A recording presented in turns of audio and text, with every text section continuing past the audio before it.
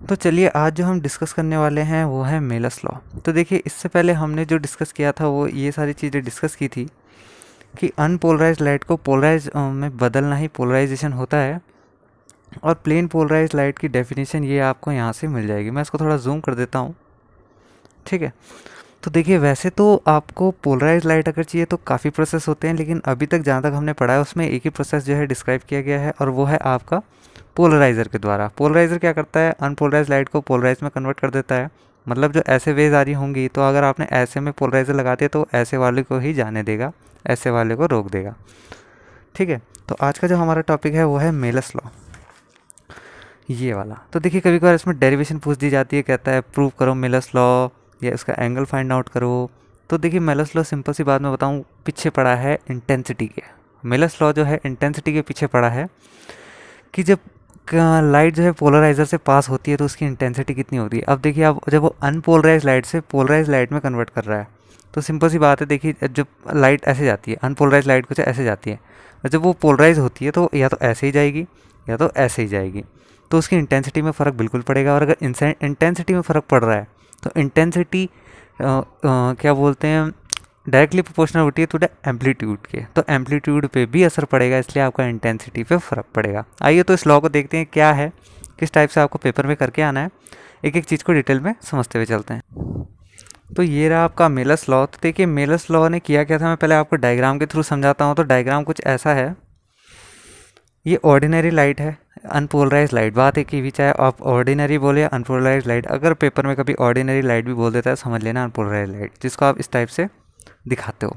ये भी polarise light है, ये भी पोलराइज लाइट है, बस कुछ प्लेन ऑफ द पेपर है ये वाली, कुछ परपेंडिकुलर टू द पेपर है ये वाली, पर है दोनों प्लेन पोलराइज लाइट, राइट। अब देखिए मेलस लॉ क्या कहता है, उसने यूज़ किया है एक एनालाइज़र और एक पोलराइज़र का। एनालाइज़र क्या होता है इसकी डेफिनेशन मैंने लिखी है। पोलराइज़र क्या होता है पहले बता चुका हूँ, प्रोड्यूस करने के plane polarise light, unpolarise light को पोलराइज लाइट में कन्वर्ट करता है पोलराइज़र, ठीक है। और जब वो अनपोलराइज लाइट में पोलराइज लाइट कन्वर्ट होती है तो उस प्रोसेस को बोलते हैं पोलराइजेशन ऑफ लाइट। लेकिन आप इस चीज़ को पेपर में लिखकर नहीं आएंगे क्योंकि ये एक छोटे बच्चों की डेफिनेशन है, खाली आपके समझने के लिए अच्छी है। आपको कौन सी डेफिनेशन लिख के आनी है इससे पहले वाले लेक्चर में आपको बता चुका हूँ। चलिए आगे चलते हैं, क्या कहता है मेलस लॉ। देखिए मान लीजिए कोई वेव है, इसकी क्या इंटेंसिटी है कोई आई नॉट, अब ये पोलराइज़र से पास हो गई। तो अब देखिए अनपोलराइज लाइट थी, मैंने बताया था जब भी अनपोलराइज लाइट पोलराइज़र से पास होगी तो पोलराइज़र में बदल जाएगी। अब डिपेंड करता है पोलराइज़र को कैसे लगते हो। मान लो मैंने ऐसे रखा है, सबको छोड़ दो अभी, ये जो आपको पोलराइज़र है, ठीक है, आपको शायद दिखाई दे रहा होगा, मैं इसे थोड़ा डार्क कर देता हूँ। अब देखिए आपको जो पोलराइज़र है वो ढंग से दिख रहा होगा, ये दोनों पोलराइज़र हैं, दोनों सेम है ये, ठीक है। जिस टाइप से ये है इस टाइप से ही ये है, ये दिख नहीं रहा होगा ढंग से, लेकिन यहाँ पे ये वाला देखिए। आपने क्या किया, अनपोलराइज लाइट कुछ इस टाइप से आएगी, आपने क्या किया उसके सामने पोलराइजर रख दिया। अब वो क्या करेगा, इन सबको काट देगा, खाली इन दो को जाने देगा, ठीक है। क्योंकि देखिए अब वेव तो ऐसे आ रही और आपने उसके सामने कोई पोलराइजर रख दिया, तो वो क्या है, इन सबको काटेगा, रोकेगा, और ये वाली पास हो जाएगी। उसी तरीके से ऐसे आएगी, ऐसे वाली पास होगी, ऐसे आएगी, ऐसे वाली पास होगी, ठीक। अब जब ये वेव्स को कम कर रहा है या रोक रहा है तो इसकी एम्पलीट्यूड में फ़र्क पड़ेगा, और एम्पलीट्यूड में अगर फ़र्क पड़ेगा तो इंटेंसिटी में फ़र्क पड़ेगा। अभी आपको सारी बातें आगे समझ में आएगी फॉर्मूले के थ्रू। अब देखिए यहाँ पे क्या है, एक एनालाइज़र है, आपने जो एनालाइज़र है मैं इसको भी डार्क कर देता हूँ। अब देखिए यहाँ पे आपने किया क्या है, एक पोलराइज़र है एक एनालाइज़र है। पहले वेव यहाँ से पास हुई पोलराइज़र से, तो इसने अनपोलराइज लाइट को पोलराइज लाइट में कन्वर्ट कर दिया, ठीक है। ये देखिए आपको डॉट यहाँ पे दिख रहे हैं, यहाँ पे नहीं दिख रहे हैं। अगर यहाँ पे सिर्फ डॉट दिखते तो ये भी अनपोलराइज लाइट है। इस पोलराइज लाइट को हम ऐसे भी कन्वर्ट कर सकते थे, अगर ये पोलराइज़र आपका ऐसे में होता तो। मान लीजिए यह ऐसे में है और आप यहाँ से कोई वेव दे रहे हैं, ठीक है, मतलब ऐसे में है और यहाँ से एक वेव आ रही है, तो वो ऐसे ऐसे वालों को पास होने देगी, क्योंकि देखिए इसका जो बीच का एक्सिस है वो ऐसे में है, तो मतलब वो ऐसे ऐसे वाली जो वेव है पास हो जाएगी, और ऐसे वाली वेव है वो वहीं कट जाएगी। इसी टाइप से ये वाला पोलराइज़र है, इसको आपने ऐसे रखा है तो ये वाली वेव्स पास हो जाएंगी ईजिली, ये वाली रुक जाएगी, ये वाली वहीं रुकते जाएगी। तो अब जब ये वाली रेस पास हुई तो आगे आई एनालाइज़र पे। एनालाइज़र पोलराइज़र दोनों एक दूसरे के परपेंडिकुलर रखे हैं, सॉरी मतलब पैरेलल रखे हैं। तो जब पैरेलल किसी चीज़ को रखते हैं तो वो देखिए कुछ ऐसे टाइप से दिख जाती है और पता ही नहीं चलता है, कुछ फ़र्क ही नज़र नहीं आता है, ठीक है।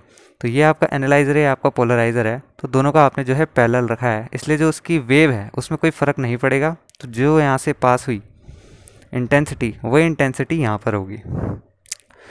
अब देखिए दूसरा केस। अब मान लीजिए अगर आपने जो ये वाला वेव है इसको जो है एकदम तिरछा रख दिया, परपेंडिकुलर 90 डिग्री एकदम, मतलब मान लीजिए ये तो ऐसी है, ये वाला जो है आपने ऐसे रख दिया, ठीक है। आप समझ ही रहे होंगे, एक आपका एनालाइज़र आपका ऐसा है और पोलराइज़र आपका ऐसा है। एनालाइज़र से सीधी रे पास हो गई, लेकिन पोलराइज़र से आगे कट गई। ये देखिए, अब जो जो परपेंडिकुलरली है, ठीक है, मान लीजिए यहाँ पे समझाता हूँ मैं। ये आपका पोलराइज़र, ठीक है, थोड़ी सी ड्राइंग बकवास है मेरी, और ये आपका एनालाइज़र, ठीक। तो इसमें तो देखिए पैरेलल है, पास हो गई। दूसरा केस कहता है ये आपका पोलराइज़र और ये है आपका एनालाइज़र। तो इस केस में क्या होगा, यहाँ से जो पास होगी लाइट वो तो पोलराइज होगी, ऐसे ऐसे ये डॉटेड में कैसे भी, लेकिन जो यहाँ से पास होगी एक भी पास नहीं होगी, क्योंकि देखिए दो टाइप की आई, एक तो परपेंडिकुलर आपकी तरफ और एक इस प्लेन ऑफ द पेपर। तो इसमें से क्या है, plane of the paper pass हो गई। अब ये क्या है, ये वाला जो है इसकी एक्सिस ऐसी है, ये ऐसे वालों को जान देगा सिर्फ, ये वाला देखिए, ये जो पोलराइज़र है ऐसे वाली वेव्स को पास होने देगा और ये वाला ऐसी वाली को। अब देखिए यहाँ से अगर ये वाली वेव्स आ गई तो यहाँ पे आके कट जाएगी और जो यहाँ पास होगी वो होगी कुछ भी नहीं, ज़ीरो, ठीक। अब मेलस लॉ ने क्या किया, इसको पूरा 90 डिग्री ना घुमा के उसने एक छोटे से एंगल में घुमा दिया, थीटा। देखिए थीटा हम एंगल्स को रिप्रेजेंट करके ही करते हैं, आपको थीटा की कोई फिक्स वैल्यू नहीं है, ठीक है। तो जब भी आपको पता ना, आप कहना चाह रहे हो, किसी को बताना चाह रहे हो कि भाई मैंने तो थीटा एंगल में घुमाया, तो मतलब जरूरी नहीं, आपको पता ही नहीं कि आपने किस में घुमाया, बस आपने थीटा एंगल में घुमा दिया, ठीक है। तो देखिए अब यहाँ से अनपोलराइज लाइट पास हुई, पूरा डिट्टो केस है, यही इंटेंसिटी जो उसकी होगी I0/2 हो जाएगी, पुरानी इंटेंसिटी की I0। देखिए यह पुरानी इंटेंसिटी I0 थी, तो नई इंटेंसिटी क्या आई, I = I0/2। यहाँ पे भी सेम वही है, बस यहाँ पे देखिए पैरेलल थे दोनों, एनालाइज़र पोलराइज़र। यहाँ पर क्या है, मैंने थीटा डिग्री में घुमा दिया। अब थीटा डिग्री में जब घुमाया तो एक थीटा डिग्री के दो में जो है, दो कंपोनेंट्स में, ये वेक्टर कंपोनेंट्स में आप पढ़ेंगे, तो अभी खाली आप रट लो कि एक जो है साइन थीटा में मैंने कन्वर्ट कर दिया, दूसरा कॉस थीटा में, ठीक है। ये वाला कॉस थीटा, ये वाला साइन थीटा। एम्पलीट्यूड डिवाइड हुआ है दो एंगल्स में, क्योंकि हमने कॉस जो थीटा एंगल में आपका एनालाइज़र है उसको टर्न किया था। अब दो एंगल बन गए, ए साइन थीटा है, कॉस थीटा के बीच वाला जो है एम्पलीट्यूड है, राइट।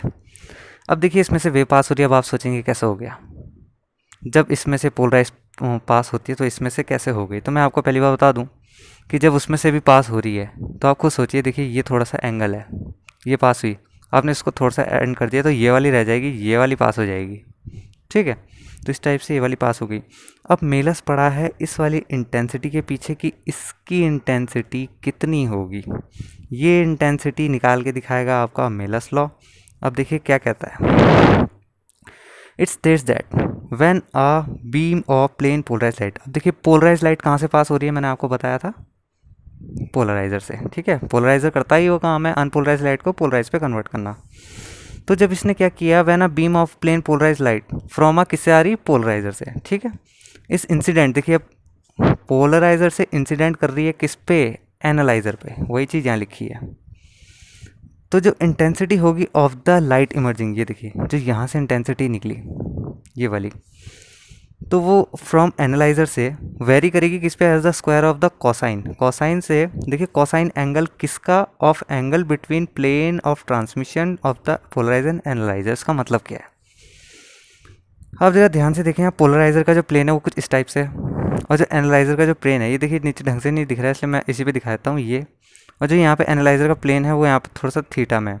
तो जो देखिए ये आपका पोलराइजर, ये आपका एनालाइजर, जो आपने इसको थीटा डिग्री में घुमाया है इसको, ठीक है। मतलब मान लीजिए ये दोनों पहले ऐसे थे, अब आपने क्या किया, एनालाइजर को थोड़ा सा थीटा डिग्री में घुमा दिया, तो ये जो आपका एंगल है इसके डायरेक्टली प्रोपोर्शनल होगी इंटेंसिटी इसकी, ठीक। अब देखिए प्रूव कैसे करना है, I' cos स्क्वायर थीटा, ये लॉ है मेलस का, और इसको आपको प्रूव करना है कि ये आया कैसे। सबसे पहले बात कर दूं तो I' क्या है, इंटेंसिटी ऑफ लाइट जो एनालाइजर से पास हुई, ये वाली जो है आपकी इंटेंसिटी ऑफ लाइट है। अब देखिए क्या है, इंटेंसिटी का स्क्वायर होता है एम्पलीट्यूड के स्क्वायर के बराबर। इंटेंसिटी जो होती है एम्पलीट्यूड के स्क्वायर के बराबर होती है, किसके एम्पलीट्यूड के, उसी वेव के एम्पलीट्यूड के। ये देखिए ए के बराबर, ठीक है। तो देखिए ए के बराबर ये एम्पलीट्यूड होता है इसका। तो देखिए अब I is equals to I directly proportional to amplitude का स्क्वायर, एक फॉर्मूला होता है। तो देखिए प्रोपोर्शनल हटाने के लिए कांस्टेंट का यूज़ करना है। अब दूसरी बात करते हैं आई डैश। अब आई डैश निकालनी है आपको, ये वाली। जब ये वाली रे जो है पोलराइज़र की एनालाइज़र पे, ये डिपेंड है जब क्या बोलते हैं आपके एम्पलीट्यूड पे, ये रहा। तो ये वाली भी डिपेंड होगी एम्पलीट्यूड पे, लेकिन इसका एम्पलीट्यूड कौन सा है? देखिए ए साइन थीटा हो नहीं सकता क्योंकि वो एंगल उस साइड है, हमें उस साइड से कोई मतलब नहीं है। हमें चाहिए वो वाला एंगल जिस साइड के लिए आपका एनालाइज़र टर्न किया गया है, और वो वाला एंगल है आपका ए कॉस थीटा। ये वाली इंटेंसिटी ए स्क्वायर के बराबर थी, तो ये वाली इंटेंसिटी जो होगी ए कॉस थीटा के स्क्वायर के बराबर होगी, जो कि यहाँ पर लिखा है। प्रोपोर्शनल का साइन हटाने के लिए कांस्टेंट लगाना पड़ेगा, कुछ नहीं है, ख़त्म डेरिवेशन। इक्वेशन 2 को इक्वेशन 1 से डिवाइड कीजिए, आई डैश की वैल्यू निकालिए, आई कॉस स्क्वायर थीटा आएगी। अब देखिए कांस्टेंट हटाने के लिए, अब कांस्टेंट लगाना है तो इसको हमने कांस्टेंट मान लिया, इसको ऐड कर दिया, प्रोपोर्शनल का साइन आ गया, कॉस स्क्वायर थीटा आपकी यही वैल्यू है। अरे भैया कुछ नहीं किया, कुछ भी नहीं किया है। पोलराइज़र से एनालाइज़र पे एक वेव मारी, एक थीटा एंगल पे उसे हल्का सा टर्न किया, एक कॉस थीटा का एंगल लिया क्योंकि हमने उसी एंगल में पोलराइज़र को एंड किया।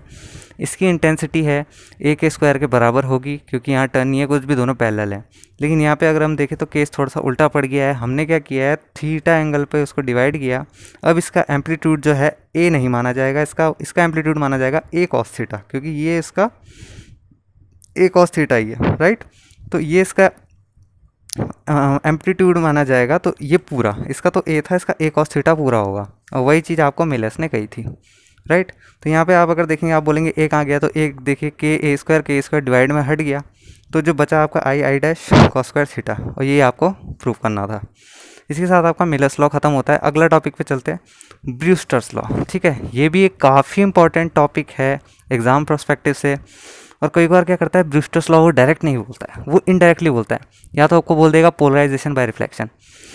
अभी तक हम पढ़ते आ रहे थे कि पोलराइजेशन जो है थ्रू पोलराइज़र के थ्रू होता है। किसी अनपोलराइज लाइट को पोलराइज से पास करवाते हैं तो पोलराइज लाइट मिल जाती है, ठीक है। पोलराइज़र से पास करवाते हैं। इसने क्या बोला कि मैं पोलराइज लाइट निकाल दूंगा बाय रिफ्लेक्शन से, ठीक है। इसको किसी पोलराइज़र की ज़रूरत नहीं है, इसे खाली एक प्लेन ग्लास चाहिए, ठीक। उस पर इसने एक अनपोलराइज लाइट की वेव जो है इंसिडेंट करवाई, और ये रिफ्लेक्ट हुई और रिफ्रैक्ट भी होगी। अब आपको पता होगा angle of incident equal to angle of reflection के बराबर होता है, ठीक है। लेकिन मैं आपको एक बात बता दूं कि यहाँ पर क्या है, जो एंगल ऑफ इंसिडेंट होना चाहिए आपको ना ही 0 होना चाहिए ना ही 90। क्यों? अगर ऐसा होता है तो जो रिफ्लेक्टेड रे है आपकी वो अनपोलराइज्ड होगी। इसलिए आपको ये बात ध्यान रखनी है, 0 नहीं होना चाहिए, 90 नहीं होना चाहिए। और आपको पता है कि एंगल ऑफ इंसिडेंट जो है एंगल ऑफ रिफ्लेक्शन के इक्वल होता है। प्रीवियस क्लासेस में आपने पढ़ा होगा, भूल गए हैं तो मैंने आज आपको बता दिया। ब्रूस्टर्स लॉ कभी डायरेक्टली नहीं बोलेगा, वो बोलेगा प्रूव पोलराइजेशन बाय रिफ्लेक्शन, इस टाइप से बोलता है। तो चलिए इसको देखते हैं क्या क्या रहा है। देखिए पहली बात तो ये पोलराइज लाइट निकाल रहा है थ्रू रिफ्लेक्शन से, ये आपको याद रखना है ब्रूस्टर्स लॉ, ठीक है। तो देखिए सबसे पहली बात, एयर एक मीडियम है जिसका रिफ्रैक्टिव इंडेक्स है μ1। दूसरा आपने ले लिया वाटर जिसका रिफ्रैक्टिव इंडेक्स है μ2। If the angle of incident is I equals to 0 और 90, मतलब 0 या 90 हुआ तो जो रिफ्लेक्टेड लाइट है विल बी अनपोलराइज मिलेगी। इसलिए आपको कुछ भी रखना है, 0 और 90 नहीं रखना। दूसरी बात क्या कहता है, the angle of incident at which the reflected light is complete plane polarise is called polarising angle. अब देखिए आई जो है आपको आई पी के इक्वल रखना है, ये जो इंसिडेंट एंगल है इसको आई पी के इक्वल रखना है। अब आई पी है क्या? आई पी है आपका पोलराइजिंग एंगल। अब पोलराइजिंग एंगल होता क्या है, तो देखिए इसी की डेफिनेशन मैंने पढ़ी, एंगल ऑफ इंसिडेंट, ठीक है, जिसपे आप इंसिडेंट कराओगे लाइट, वो वाला एंगल जिसमें जो आपकी रिफ्लेक्टेड लाइट हो वो कम्प्लीटली प्लेन पोलराइज हो जाए। हो सकता है डॉट हो या हो सकता है वो वैसे में हो, पर होनी चाहिए प्लेन पोलराइज। तो देखिए वही कह रहा है, एंगल ऑफ इंसिडेंट, जिस एंगल पे आपने इंसिडेंट करवाई वो एंगल होना चाहिए जिसमें रिफ्लेक्टेड लाइट जो है कम्प्लीटली पोलराइज हो, उसे हम कहेंगे पोलराइजिंग एंगल आई पी। तो वही आपको रखना है आई की जगह आई पी। अब आप खुद सोचिए, जब इंसिडेंट एंगल के इक्वल जो है रिफ्लेक्टेड एंगल होता है, तो आई पी के इक्वल जो आपका पोलराइजिंग एंगल है, तो रिफ्लेक्टेड एंगल भी पोलराइजिंग एंगल ही होगा क्योंकि दोनों एक दूसरे के इक्वल होते हैं। अब आपको क्या करना है, ये वाला स्ट्रक्चर लेना है आधा, ये वाला इतना इतना हिस्सा ले लेना है, ये वाला, ठीक है। इससे हमें मतलब है क्योंकि यहीं पे रिफ्रैक्शन हो रहा है, यहीं पे रिफ्लेक्शन हो रहा है। अब एक बात आपको ध्यान रखनी है, जो रे रिफ्रैक्ट हो गई वो हमेशा अनपोलराइज रहेगी, ये बात ध्यान रखना। ये वाली पोलराइज हो सकती है लेकिन अगर आप एंगल को देख के रखें तो, ठीक है। तो ये वाली तो आपकी हमेशा ही अनपोलराइज रहेगी। तो चलिए आगे का देखते हैं, मैंने कहा इतने को देखना है। तो देखिए ये वाला जो एंगल आपका आई पी होगा, क्योंकि angle of incident equal to angle of reflection.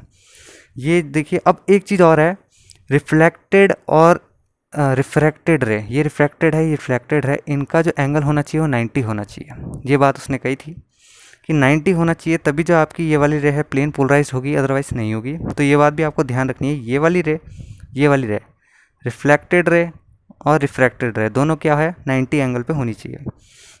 अब चलिए इसको देखते हैं, आई पी प्लस 90 पे होना चाहिए तभी होगी, वरना नहीं होगी, इसलिए हमने इसको 90 माना है, ठीक है। ये वैसे यहाँ पे लग नहीं रहा है, वो होना चाहिए 90, ये 90 प्लस आर, ये वाला रिफ्रैक्टेड रे, मैंने कहा ना आधे से आधा वाला लेना है हमें, ये वाला हिस्सा लेना है। अब आपको पता है एंगल क्या होता है, देखिए आपने ट्रिग्नोमेट्री में पढ़ा होगा, आपका ये जो है ये होता है 90 डिग्री, ये भी होता है 90 डिग्री, 90 90, तो मतलब पूरा सर्कल जो है आपका होता है 360 का। अब मैंने आधे सर्कल की बात करी तो आधा सर्कल क्या होगा 180, तो ये जो तीनों कंपोनेंट से आ जाएंगे 180 के इक्वल। देखो कुछ नहीं, आई पी प्लस 90 प्लस ये रिफ्रैक्टिव इंडेक्स, ये वाला है, मतलब सॉरी रिफ्रैक्टेड एंगल है, इंसिडेंट एंगल और रिफ्रैक्टेड एंगल, और ये जो आपका है बीच में मीडियम है।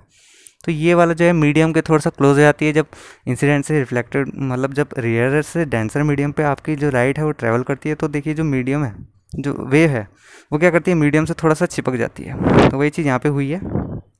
अब करना कुछ नहीं है, इन तीनों को जो भी आपके ये तीनों के इक्वल हैं इनको 180 के इक्वल रखना है, क्योंकि आधा एंगल 180 ही होता है, ठीक है। 180 रखा, 90 को इधर भेजा, 90 माइनस 180। अब देखिए आर आई पी और 90 बचे, तो आर की वैल्यू निकाल ली हमने। सिर्फ आर की वैल्यू क्यों निकाली, क्योंकि हमें स्नेल्स लॉ का यूज़ करना है। स्नेल्स लॉ क्या कहता है, refractive index of one angle of incident, refractive index of two angle of reflection. यहाँ आर है और आर की वैल्यू आपने निकाली, बस कुछ नहीं करना, आर की जगह 90 प्लस थीटा। अब आपको पता है क्वाड्रेंट में क्या होता है, 90 माइनस 180 माइनस 270 माइनस 360 माइनस, ठीक 90। अब देखिए 90 माइनस आते हैं आपके फर्स्ट क्वाड्रेंट में, और फर्स्ट क्वाड्रेंट में आपके ऑल पॉजिटिव होते हैं और 90 में चेंज होता है। तो देखिए 90 में कॉस पे चेंज हो गया, प्लस जो है फर्स्ट क्वाड्रेंट में सारे पॉजिटिव रहते हैं, इसलिए ये पॉजिटिव है, अदरवाइज ये नेगेटिव होता।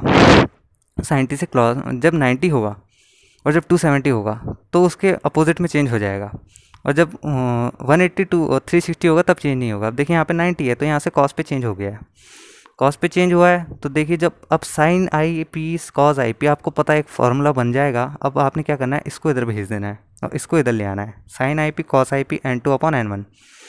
साइन अपॉन कॉस आपको पता होगा, अगर आपने 11th-12th में थोड़ी सी पढ़ाई करी है तो 10 होता है।